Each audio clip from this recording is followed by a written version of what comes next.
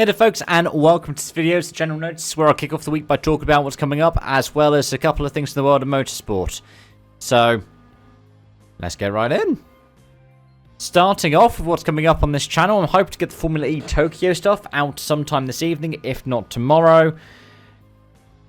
And then it's going to be a busy rest of the week. I could already tell you that much. We have coming up a review for the NASCAR All-Star Race, a review for Supercars in Tasmania, previews for the Coke 600 and Monaco Grand Prix, preview for BTCC at Snetterton, a review for GT World Challenge Europe Sprint Series at Zandvoort, a review for the 6 Hours of Spa, a review for Super Formula at Autopolis, and a review for the Monaco Grand Prix. That is all I have planned for now, but because the next General Notes on Wednesday, I'll talk you through what I've got coming up to Wednesday as well. ERC in Scandinavia being previewed, a review for the Indy 500, a review for the Coke 600, a preview for World RX of Portugal, and perhaps some preseason predictions at some point for that as well. Next General Notice next Wednesday with a review for BTC Snetterton. Yeah, it's going to be a busy while for me. I was expecting this to be quite busy because this is, I think, the busiest month in terms of the racing that I'm watching and reviewing. So, yeah. Now, in terms of the channel itself, it's been varied. Like, it's really hard to understand shorts and how the shorts algorithm works. Things can go up and then down and then up and then down, and it all depends on who gets what in their algorithm and how they're feeling that type of day. And it appears that, for whatever reason, long-form content has really fallen off. Like, if I look at the past week, 7 of the top 10 are shorts. Sorry, 8 of the top 10 even, the whole top 7 outright. Of those that are not shorts, the 2 that picked up are my 2 most popular ones. Or at least the 2 that have been the most popular consistently, the Race 07 retrospective and the RBR 2020 video. I can't seem to understand what it is. Don't know if it's I need to put more tags in, or if the hashtags are going on, or if it's just down to the thumbnail. I think that's one thing that helps me with shorts, is I don't like the process of doing thumbnails. It's something that takes a while. But as a result, the viewing figures get skewed a lot more towards shorts, which is nice for me. And the reason why it's nice for me is a bit of an ego side of it, I'm going to be honest. Because I'm still getting the same amount of watch time, but I'm now getting that same amount of watch time from shorter videos because it's coming through the shorts feed. And what it's meaning is people are engaging with my content in a different way. I like doing the long form stuff. I love it because it means that I get to talk about stuff that I'm passionate about, and I get to do that for a few minutes. At this point, multiple times a day. But the good thing about the short form content is that, wow, by doing so much of it, I'm getting the... This is not really egotistical, because it is. I'm getting the kind of attention that I wanted to. Like, I'm putting in a lot of effort to do this stuff. I'm enjoying doing it. It gets me to flex my big muscle in here in ways that I can't in my day job, for instance. And to do this as a hobby is wonderful. But at the same time, shorts algorithm is a law unto itself. But right now, I'm losing out on the long form stuff as well. And I haven't quite sussed why. I'm loving that the people who are watching it, and if you're someone who watches them and watches this, are regulars. And thank you for that. I really appreciate it. Because the average view time tends to be pretty high. And that's awesome.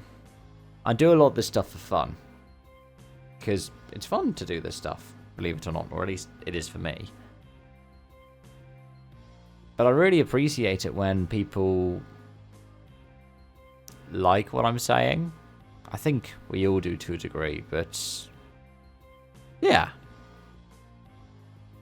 I don't know where I was going with that, but we ended up here. So let's start talking about the articles for this week.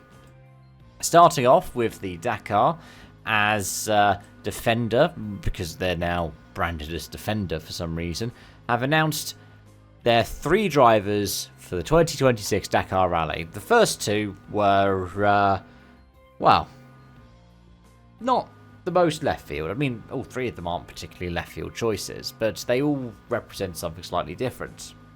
And they all represent different intentions. Their lead driver being Mr. Dakar, Stefan Petterhansel, is probably not surprising. As David Evans points out, in 37 years from his first start, Petterhansel's only missed 3 editions of the Dakar. But, yeah, he is back, and him being the lead driver is perhaps unsurprising.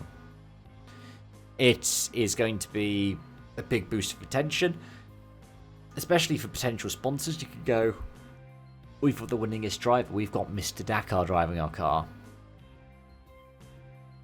Don't look at the fact that we're just called Defender now. We're no longer Land Rover Defender, though the Land Rover badge is still on the car. I'm being facetious. Though the one that they're testing at the moment is based on the production model, and it looks like a Land Rover Defender, or at least the more modern iterations of the Land Rover Defender. The second driver is Rokas Baciuska, who you might recognise because he's the reigning champion for the was it T4s that Baciuska won? Yeah. Is it reigning champion or champion before? I can't remember when they got rid of T4s now. That's bad. But I remember coming across Baciuska during his World RX career. He's good. And he's a statement of intention in the fact that they're looking into the future. And then the third driver is symbolic. And a real statement of what the Tata Group see as their mission in motorsport, as they have also signed Sarah Price, who has competed in the last 2 editions of the Dakar. Typically, her off-road CV is a lot more like the Baja, I believe. But, yeah, former Extreme E driver. And was she the third woman to win a Dakar stage? So, yeah. It's a statement of intention. All 3 of the drivers have something in terms of symbolism that come with them. The legends, the future, and the Trailblazer. I think, wasn't Sarah Price in Dirt 2 in the Trailblazer category? Can't remember. Either way, on to the next one. Because it's so strange that in IndyCar there have been so many accusations of cheating, and Penske have bore the brunt of it. Now, they got disqualified from the Fast 12 qualifying thanks to failing pre-qualifying inspection because of filler being added at the back of the car, basically the area around the rear wing. Now, people like, I believe Helio Castroneves was asked, and he said he didn't think he would give him an advantage. But if fails tech, they were disqualified. What's strange is, somebody pointed out since then that apparently last year's winning car also had this. And so a lot of them are going in and going, should McLaren be given the 2024 one after the fact? I get where people are coming from with that one, but that's not how that works. Much like how if Mercedes decided now was the time they were going to sue over Abu Dhabi 2021, Lewis Hamilton would be an 8-time world champion. And I'm a massive Lewis Hamilton fan. It pains me to say that he wouldn't be an 8-time champion, but that's the case. Much like how, if you're a Massa fan, him suing the FIA over Crashgate is not going to make him a world champion. It'll give him a handy little payout, but yeah. Anyways, speaking of social media, it's strange that we have had so many Alpine statements recently, and this is yet another one. They put out this statement saying, as an F1 team, we believe that we are fortunate to be part of the global sport that evokes great passion and emotions, with an ever-growing community of fans who enthusiastically follow their favourite drivers' every move, whether it be a brave overtake on track or what style they are sporting when they arrive in the paddock. We encourage everyone to remember that behind the visor of these superhuman athletes there is a person, an individual with feelings, family, friends and loved ones.